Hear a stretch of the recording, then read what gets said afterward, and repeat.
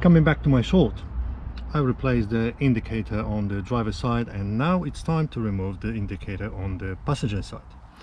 To remove it, it will always use better some plastic help, so you can pull off. It's okay.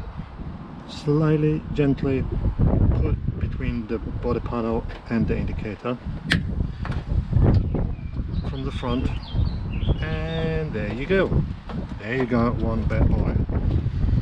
So next it's just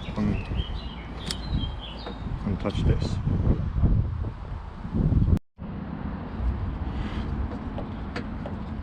I put the indicator on just to check if it's still working. It's working, so we need to remove this bit, take the bulb out, and because this is an LED, they've got only, and because this is an LED, they works only one side. Plus goes to plus, the other work will not work. Working. So the red goes up, black goes down. Alright, and so I can just squeeze that in the place of bulb, and then what I will do, I will just twist it slightly so we can fit inside of the bulb and put it like that. Because the indicator was removed from that side,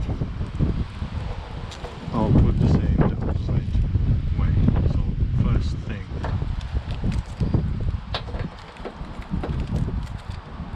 this bit goes in here, and when it's in there, we need to just slightly push it in so we can hear the click. Job done.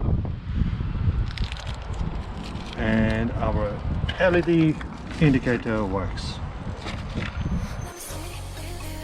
If you have reached this point, I would like to invite you to visit my online store.